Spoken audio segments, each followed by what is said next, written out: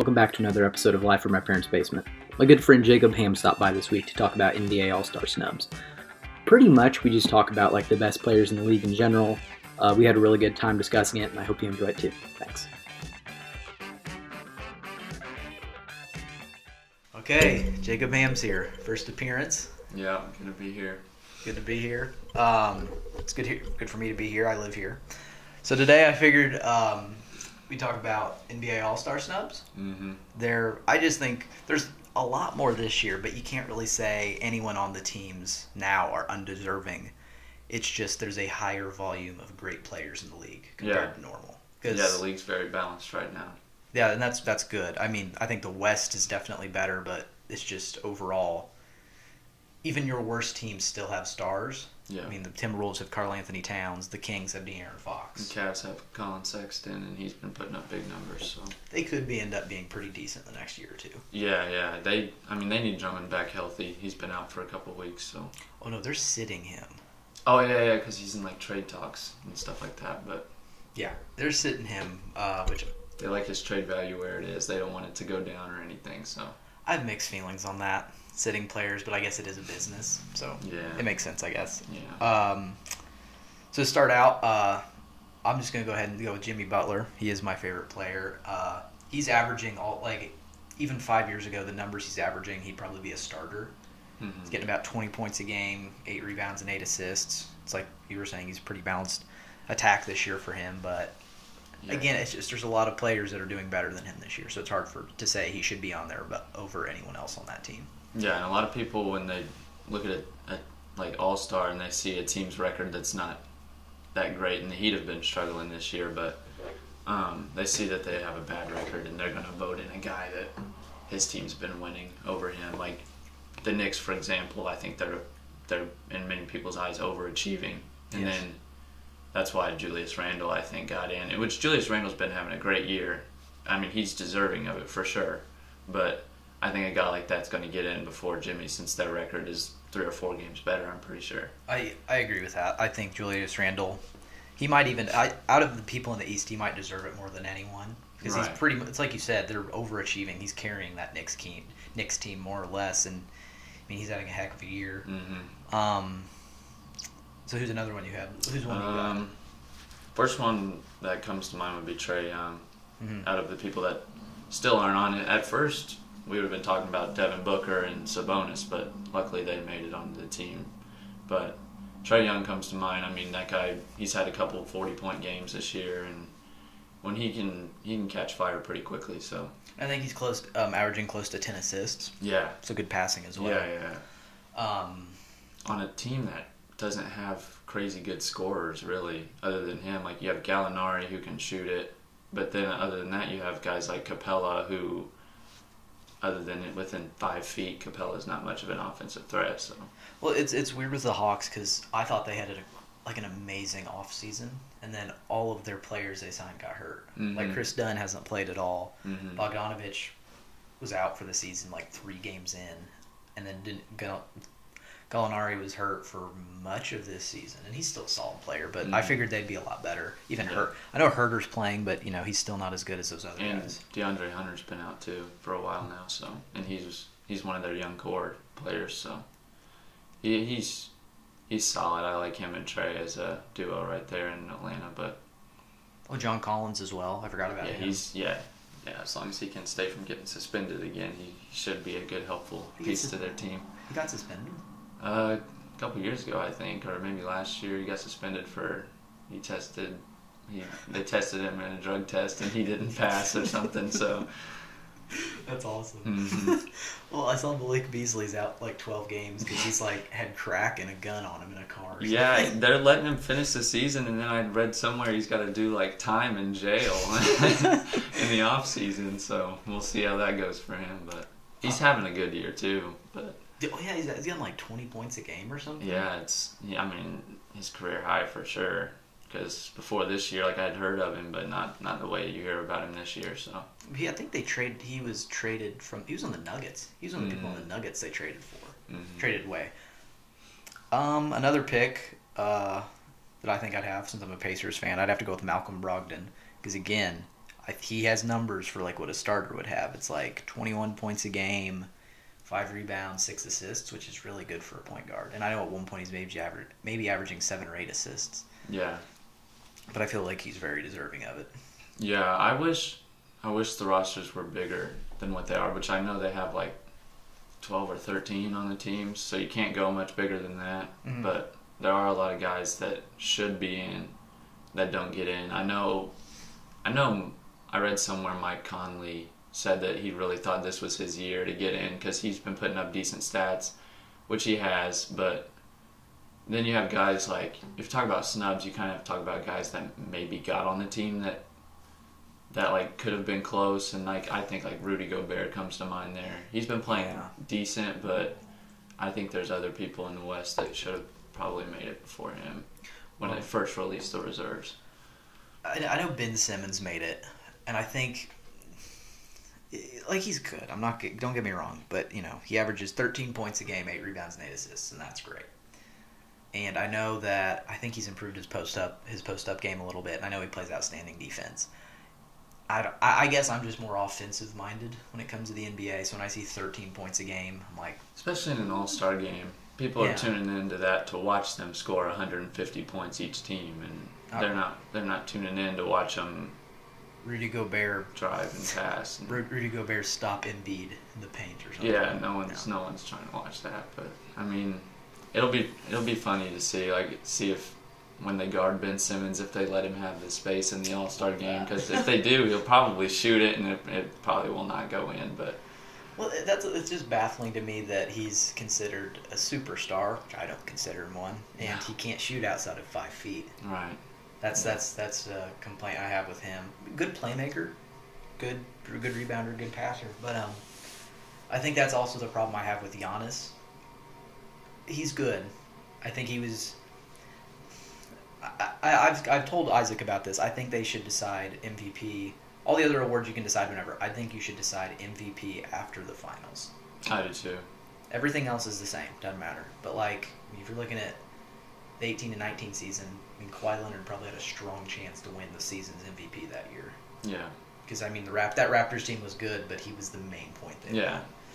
And I mean, I think LeBron should have won last year, even if they didn't win the finals, just because he's 35, well, 36 now, but putting up those same numbers he did when he was 22. I think there's a lot of years that LeBron should have won it that he didn't because they're bored with voting the same guy every year. Because you take LeBron off his teams, and I mean, this year Anthony Davis has shown his value too. I mean, he just went down and they've won 1 game since he went down that I remember. So.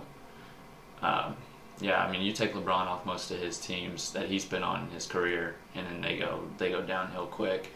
Oh, it's like I think Isaac said this. Almost every year he's been in the league. Well, let's just say starting in like 2010. Let's say like first year he started with the Heat. Like from then till now, there's an argument to be made. He should have just been the MVP every year. Because everyone who wins the MVP just has the same numbers as him, but he's doing it more efficiently. Maybe except the year when Curry, they had the 73-9 team, and his that was ridiculous. But no. But getting back to what I was saying, like with Giannis, people ever since like LeBron, I guess, has been on the decline, even though he isn't. They've had to bring up all these players like, oh, this guy's next. For a while it was Kevin Durant. He never passed LeBron. Then it was Curry. He never passed LeBron. Then it was maybe Kawhi. Nope. Giannis. Nope. I don't know. There's all these players. It's like, if you're going to say you're the best player in the world, you have to be the one of, if not the best at everything. So when the best player in the world, Giannis, can't shit. I can't shit. He can't shoot 3-pointers.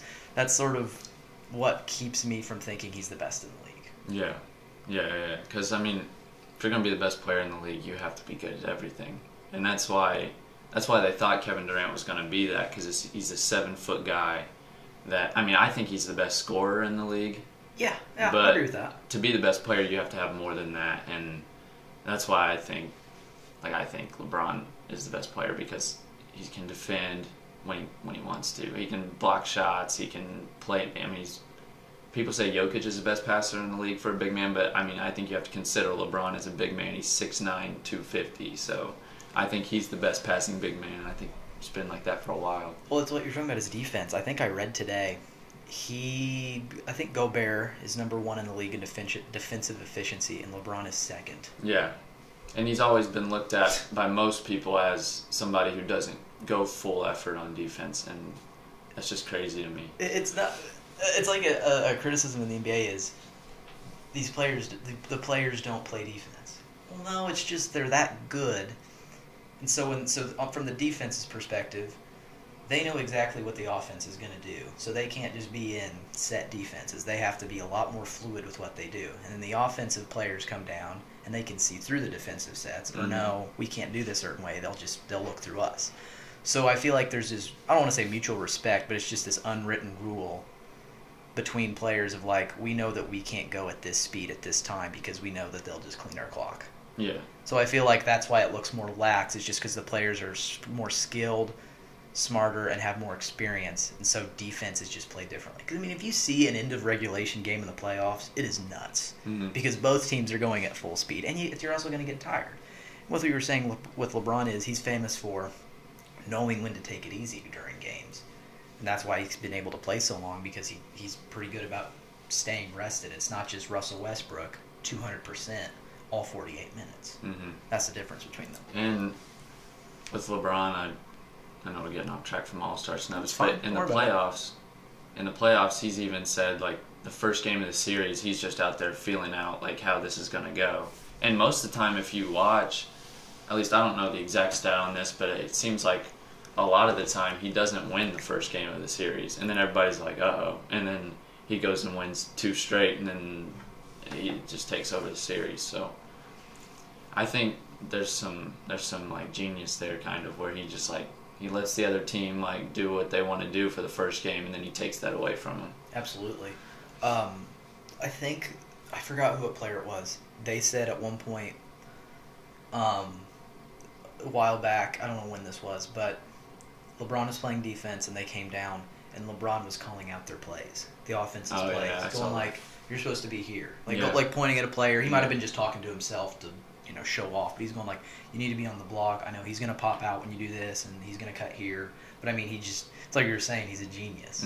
He studied so much tape. He knew exactly what plays they're going to run, and it's incredible. Like it really is astounding. Okay, I'm fine with tangents. That's not a problem. We can talk about that all day. But I guess to get back to snubs. I mean, Devin Booker's in it now because he's replacing AD, like we said. I mean, I really like Brandon Ingram as a player. He's having a good year. Again, he's probably not deserving. Everyone in the West is deserving, so it's hard to say he should be in there over them. But, I mean, he's averaging great numbers. I mean, he's just picking up right where he left off last season. He's a very smooth scorer. Like, I think probably this, like, just, like, looking, like, when you watch a player and there's smoothness to their game, like Kawhi, it's sort of rigid and robotic, but he's still good. It's like, I think Paul George is probably the smoothest player, and then, other than that, I think Brandon Ingram is incredibly smooth when he plays. And Tatum's in that club, too, where when he plays, it's almost like it just comes natural to him. I've always thought that about Paul George. I don't know if it's his jump shot or, like, what it is, but everything he does seems to be in one motion. It doesn't seem to be, like, he doesn't seem to, like, make a quick jab step or anything like that. He's just kind of going with the flow of the game. His game is incredibly fluid. And I know Paul George gets a lot of hate. I still like Paul George. I do too. Yeah. I still think he is a great player. Like, people last year were like, way off P, whatever. Okay. But, I mean, he was 22, and he was going at LeBron for 7 games 2 years in a row in the playoffs. Yeah. I mean, he was leading. I mean, it was arguably one of the most memorable Pacers series, or even playoff series of the past decade. And he was like 22, 23 doing that against one of the best players of all time. So I don't know. I don't think criticism against him is fair. Even the same season when Kawhi won the finals with the Raptors, he was third in MVP voting. There's a really good case to be made that he could have won the MVP. So I don't know. I feel criticism against him is kind of unwarranted most of the time because he's made multiple All-NBA teams, multiple defensive teams. He's probably top 5 two-way players in the NBA. But it's like you're saying, he has so much.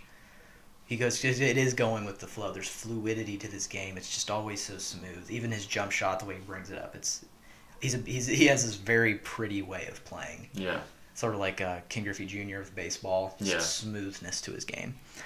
So, Brandon Ingram. You got any others? I was thinking earlier about Jeremy Grant, and I looked up some stats on him, and he's having a great year. He's averaging like 23 points, like 6 or 7 rebounds, somewhere in there. And on that Pistons team, that's pretty good to be able to put up those numbers. And I mean, they're just not very good. So that might be why he didn't make it, just because his team record, like I said earlier, isn't incredible. But I also don't know if team record should really matter in the All-Star game. If somebody's playing well, they're playing well. So I agree with that. I think that's a good...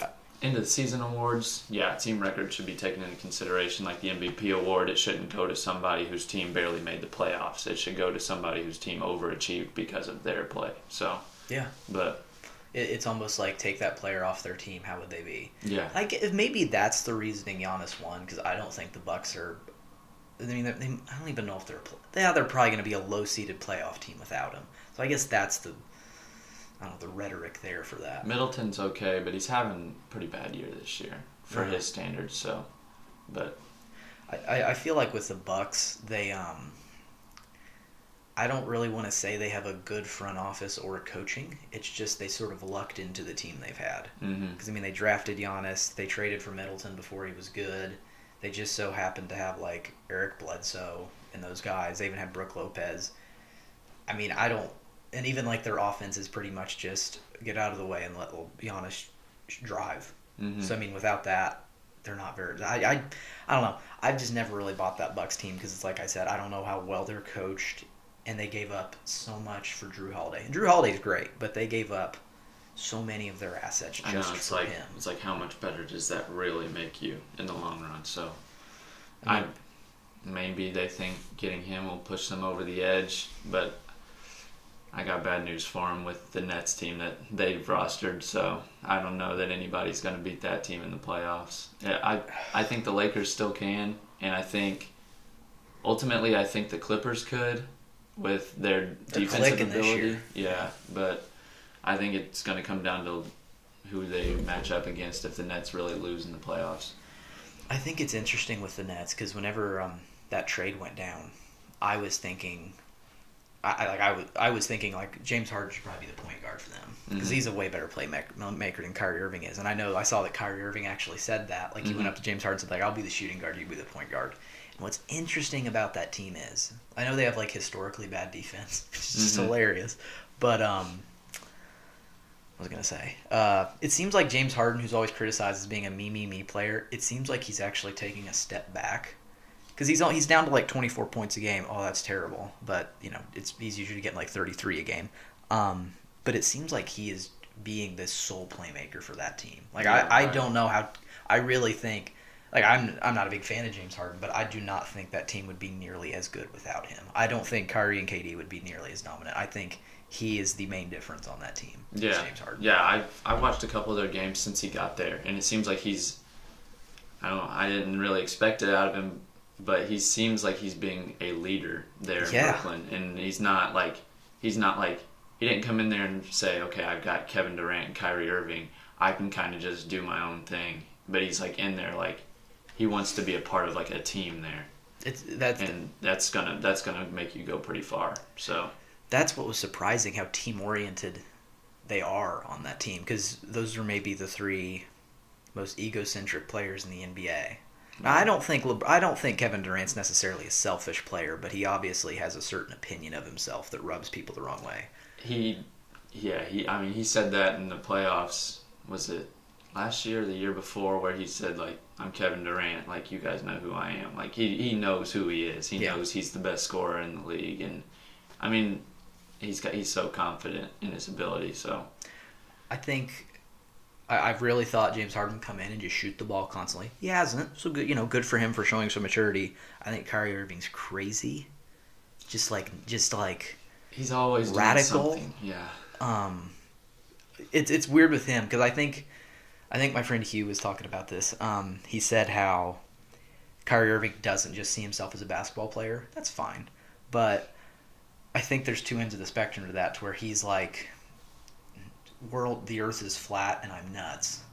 And then there's like Malcolm Brogdon, who literally seems like if he had his career-ending injury, he'd be okay with it. Yeah. Because he seems like he's really involved with stuff outside of basketball. Mm-hmm. So it's like he didn't make the All-Star team. It probably doesn't bother him. Like he's all about just trying to win, but he knows there's more important things. Brogdon, every time I watch a Pacers game, he seems like he realizes, like, yeah, we're out there to beat this team, but, like, it's also a human versus a human being. Like, he's not trying to kill somebody out there. Like, he's trying to play basketball. He's not trying to hurt anybody or anything. He is all business. Yeah. Like, Kawhi is all business, but it's what you just said. It's like he doesn't get frustrated. Yeah. He obviously plays hard, but he doesn't really get emotional. Mm-hmm. You know, it's just like, I'm here to play. Like, I watched the other night when we played, I believe I didn't get to watch any games this week. it was the Warriors game, and we lost.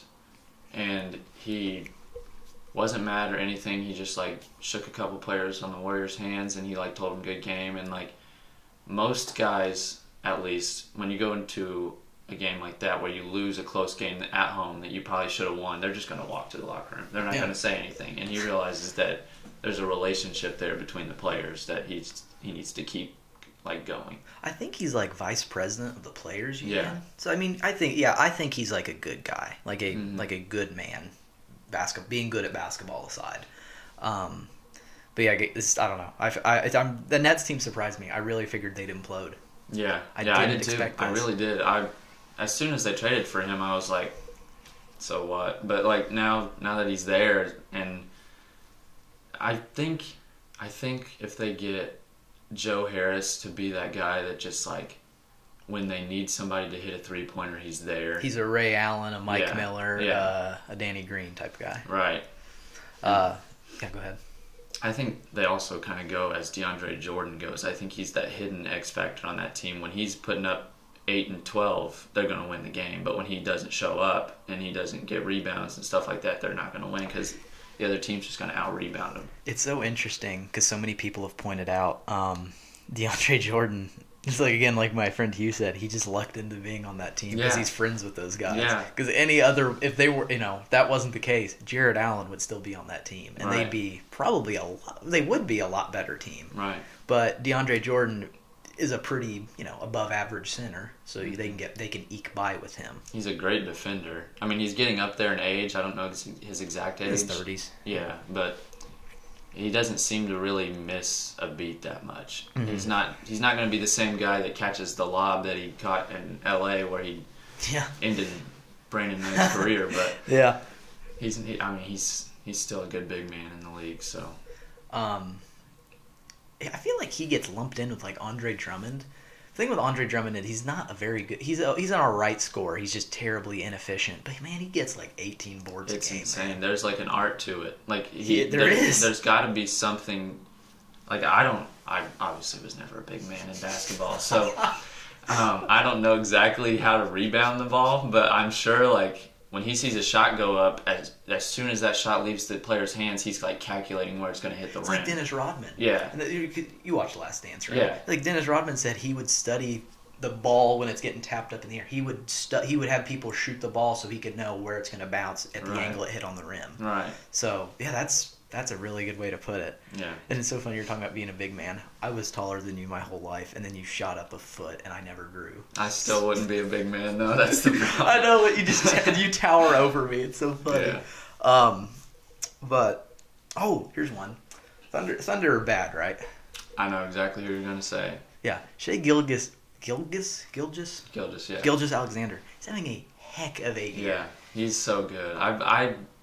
I just recently I've watched so much NBA basketball this year. I've just like for some reason I'm actually into this season. I think it's the balance of the league, but every time I actually tune into a Thunder game, he just blows me away with his ability to score the ball. Like he's so good at that. I think a lot of people are saying the NBA is on the decline. I don't think it is. I think I don't know. I love the NBA at the moment. I think last season is maybe the start of a new era of basketball for some reason because just the league is so incredibly young right now. Because I mean, I guess Jokic is on the older end of that. He's only like 26, so he's got another 8 to 10 years in the league if he stays healthy.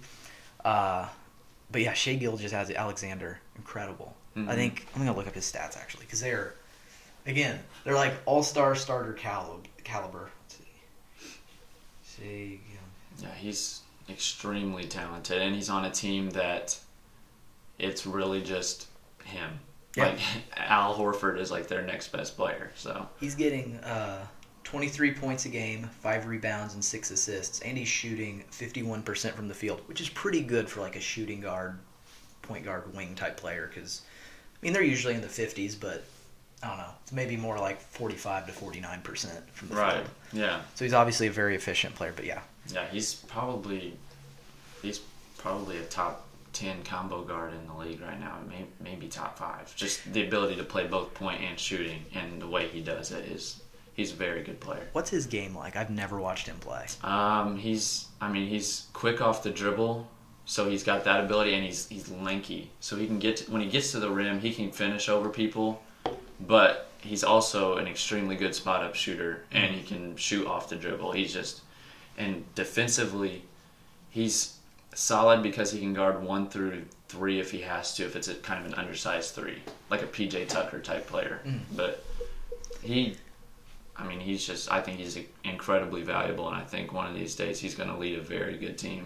I think because they have all of the draft picks now. Yeah, they have everything. Like 12 in the next 3 years in the first round. It's something crazy like that. Isn't it nuts to think that like 9 years ago, the Thunder's starting lineup was Russell Westbrook, James Harden, Kevin Durant, and Serge Ibaka. Mm-hmm. And then they had and Serge Ibaka's like not like one of the best players in the league, but he's an upper tier big man with 3 of, well, maybe not Westbrook anymore, but most of his career top 10 players in the league.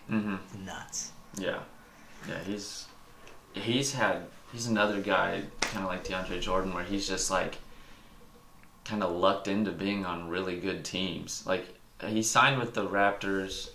I think he signed with them. Maybe he was traded to them. He was traded to the Magic, and then he signed with the Raptors and won the championship there. No, traded, because Terrence Ross was on the Raptors, and now he's on the Magic. Right. But yeah, he's a great big man. I mean, Montrezl Harrell's all right, but I'd say they upgraded by getting Ibaka over Harrell. The Clippers did. Yeah. Okay, here's one that kind of a snub. It's Kyle Lowry. He's averaging what he always averages. Again, it's just probably slightly below the threshold of an all-star player. I think it's like 19, 6, and 7. I think he's been an all-star starter. He's made the all-star game the 6 seasons before this. But yeah, he's one. The one I'm really happy about making the all-star team, well, besides Sabonis, I'm glad he was named one because he's incredible. He's playing at an all-NBA level, even though he probably won't make an all-NBA team, is Jaylen Brown. I'm really glad he made it. Yeah. That Celtics team has a lot to figure out in terms of how they're going to go about their offense, but they have Tatum and Brown, who are 2 extremely good offensive players, and Brown can guard anybody in the league, I think, and do a good job about it. I think his defense is extremely underrated. I think I've seen a lot of lists like the best duos under 25, and they're number 1. I mean, it's what comes to mind is, and I'm not saying their play style or their ability is even close, but I mean, it does remind me of like Jordan and Pippen.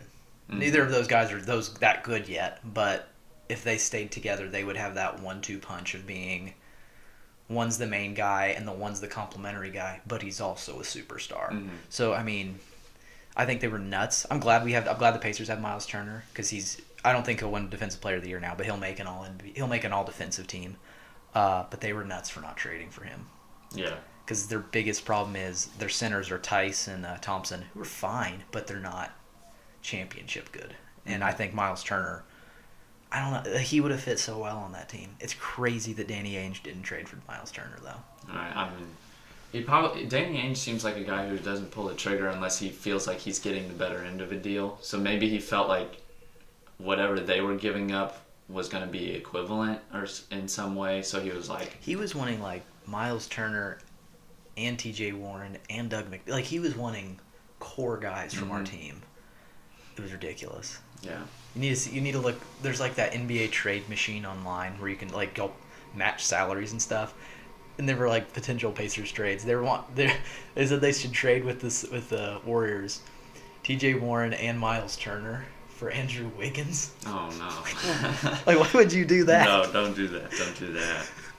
I'm like, first off, T.J. Warren's a straight up trade T.J. Warren for Andrew Wiggins, I would never do that. No. Let alone give up Miles Turner as well. Andrew Wiggins might be the single worst defensive player like in the league. Like James Harden gets a lot of flack for his defense, but Andrew Wiggins can't guard anybody. I've watched them play a couple of games now too, and he's just. They're lucky they have Kelly Oubre to guard the talented offensive wings because they would give up 50 points a game to small forwards. Yeah. What's funny about Kelly Oubre is he started out terrible and he's doing well now. But a few weeks ago, there's a Reddit post that said Kelly Oubre had a comeback game against the Spurs. He had 4 points and 0 of 12 shooting or something. It was so funny. Yeah, at the beginning of the year, he couldn't hit anything. I remember He was like 1 for 30 from 3 or to something. start the season. It was so bad. Terrible. Here's something funny. So when you think of like the best just pure offensive players in the league, you think like Trae Young and Bradley Beal. Last season, out of all, I'm just gonna throw out I'm pretty sure it was this. It doesn't matter. Like 435 active players in the league, they were next to last and last in defensive efficiency. Trae Young and Bradley Beal. Mm-hmm. So they just don't play. They're just like, I'm just gonna score. I'm not playing defense. Yeah, I actually talked about that with some people the other day. I was like, okay, you have a 1v1 game with an NBA player for your life, and you start with, like, say, 16, 15 points. They start with 0, go to 21. Who are you playing? And, like, everybody that I said that to was like, oh, Trae Young. He's terrible. Because, I mean, yeah, if you give him the ball, it could get bad because he could score on you every time. But in terms of when you have the ball, you have the best chance to score on somebody like that. It's nuts. It's just crazy and that could be why he didn't make an All-Star team, is his defense. But like we said earlier, defense doesn't matter in the All-Star game. So. Yeah. I don't know. I feel like the NBA more so than other sports, especially professional baseball, Major League Baseball. I feel like there's there's not a lot of favoritism in the NBA. Players respect who's good. They know who's good. Because multiple players, Kevin Durant included, has said Drew Holiday's the single best defender in the NBA. Mm-hmm. And he's made one defensive team, and multiple stars have said, he's the best defender in the league. He will lock down anybody. Mm-hmm. But no one cares about Drew Holiday, so he never gets any attention for that. But, I'm glad that, players and coaches and people that are in it know who's good. They respect. Everyone talks about how strong Steven Adams is. No one talks about Steven Adams. Mm-hmm. But that's what I like about it. Yeah, and a lot of people in the league respect Draymond in his game, which I think Draymond does some really stupid things. Like the other night when he just cost them a game because he got a technical and they were tied. But I also, here lately at least, Draymond has been putting up insane numbers too. He had 19 assists the other night. Someone said Draymond Green put up the most Draymond Green game possible, and it was 4 points, 8 rebounds, 12 assists. Just didn't score, but he passed the ball and rebounded. 4 blocks and 3 steals. Yeah, he can read a game extremely well. He's one of those guys that if you have a championship team, he's not bad to have on it for sure. I actually think I don't know if people would agree with me on this or not, but I actually think James Harden has some of the highest offensive IQ in the NBA. I would agree with that, yeah. Because you watch him, and he's not smooth. He's not quicker than anybody. It's not like he's incredibly... he's got a good handle because he's an NBA player and he's a guard, but it's not like he's blowing past anyone. Mm-hmm. If you watch him play, he just seems to know exactly what's going to happen. He can just... he might be better on offense at anticipating what will happen than anyone. Because he can get 12 assists a game because he knows in this scenario, I can't shoot, I'll dump it off. He can just read what the defense will do, maybe better than anyone, I think. Because it's how can he score 35 points a game being he's an NBA player and professional athlete, but fat by NBA standards? And like you said, he's not quick. He's really not that quick. But, I mean, he can create a shot with anybody guarding him, it seems like. So I just think his offensive IQ is near the...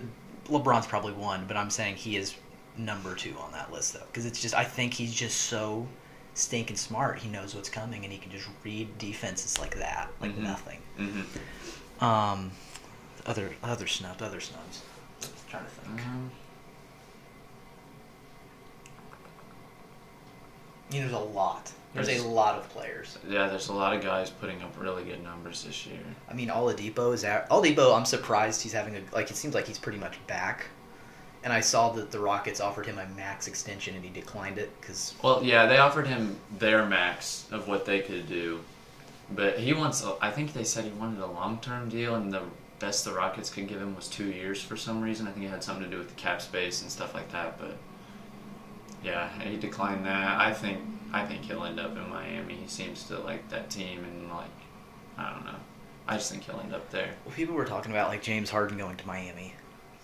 That wouldn't make sense. It doesn't make sense. Yeah, Jimmy Butler could play with a guy like Oladipo because I feel like Oladipo would at least he would come in and learn. He would come in and learn this. He would be willing to learn the system. Right. But James Harden's going to come in and try to shoot. Jimmy Butler's I'm not putting up with this shit. I'm not doing that. Yeah, and that I think that's why James Harden works well with the Nets is because with those three guys at least, you have three guys that are going to get their shot if they want it on offense. So, I don't know how much coaching you really need to do on that team because you just let them go out there and create what they're going to create, and you're probably going to win. Well, it's like Kyrie Irving said, I don't know how much a coach is going to affect us. Arrogant to say, but probably true. Probably true, yeah. I mean you could probably put the worst basketball mind in the world on that bench, and they're still going to have a playoff team easily. That's the thing with it. But with Oladipo though, it's he's averaging close to what he made when he made an All-NBA team, and he didn't make the All-Star team. Right. So I don't know. The volume of good players in this league is just extremely high. Mm-hmm. It really is. I guess to cap this off, I could ask you who is the front runner for MVP right now? My front runner or what? Who you think it is? Well, it's hard to say who the actual one is because it is opinion based. So yeah, whoever you think. I always think it's LeBron usually. I think it's very close this year between him and Embiid because I think you can take Jokic off the Nuggets and they're still going with Jamal Murray, and if they got a different big man that was say average, I think they're still going to be a pretty solid team. They've got scorers, they've got length with Michael Porter Jr., and they've got Gary Harris, who doesn't put up good stats at all, but he can defend a lot of people in the league. But I think they would be pretty average, but I think you take Embiid off the Sixers and put in an average big man, and that team's going to struggle to find anything on offense other than Tobias Harris. So okay. So your opinion, and now who do you think will win it? Actually will win it. I think LeBron will probably win it. I think everybody kind of I think, especially since he won the championship last year, I think they're kind of recognizing his play this year, and they're expecting How is he the most underrated player in the league every year? I don't know. I really don't know because he, like I said earlier, he should have won 10 MVPs by now, probably. Whenever we ever did our fantasy basketball draft, there's proof of this. I texted Isaac and said, LeBron's going to fall to the 8th pick because all these young kids are going to be Kawhi's better, And he did. Peter Combs took LeBron today, a stinking steal. And somehow Isaac got Stephen Curry at 10. But I guess for me, the Nuggets are good, but I really think that team is Jokic-centered. And Jamal Murray is playing up to expectations, but Jokic has a pretty good case if he keeps at this current rate to be one of the best centers ever. With how he can, it's unheard of how well he can pass. The only other one I can think of is Arvydas Sabonis, who DeMontis is clearly taking after with his play style. But I'd love to see Jokic win. I really would. I think Sabonis has an underrated case as long as the Pacers make the playoffs. Yeah. Because, you take him off the Pacers. He has the second most touches in the league behind Jokic. Yeah, exactly. I think someone said the difference between them is Sabonis is way more athletic, and is just way more athletic, and Jokic is not in as good a shape, not as athletic, but he's so much more skilled. Mm-hmm. So they're both pretty much these skilled bruisers. It's Sabonis is Jokic, but just a step or two below him. Sabonis looks like he should play in the NBA. Jokic kind of looks like he should be in some Serbian league dominating that or something. Yeah, but I also like Jokic because they asked how did you celebrate? They asked him, what did you do? What did you do to celebrate winning Player of the Month? He's my wife. He's just that's all he said. That's all he said, and he just he said that, and then he just smiled. It's either he didn't understand the question or he just he knew that answer was like inappropriate, so he just wanted to say it. I think it was the latter. That's funny. I'd love to see LeBron win it. I think more than anyone, I'd love to see Jokic win it. I know Damian Lillard is a dark horse candidate. He might be, besides Jimmy Butler, the most competitive player in the NBA. Especially since McCollum went down. He's kind of had to carry that team. And did you see that video of him where he's like, I'll never join a super team? He's like, I want to build a team from the ground up and win. Yeah. He's like, I'll ask people to come here. That doesn't bother me. He's like, but I will never leave. He's like, I want that challenge. He's like, he told Paul George and Patrick Beverley, like, you guys just run from the grind. He's, stuff like that. But he's a dark horse candidate. I think from hype and just how the season is going, I think Embiid will win. But I think LeBron and Jokic or even Lillard have good cases for winning it. Yeah. There's a lot of guys that have good cases. All right. Well, Jacob. I never called you Jake in my life. Thanks for coming by. Thought that was pretty good. Yeah. Hope you enjoyed. I'll have to have you back sometime. I did, yeah, for sure. Thank you.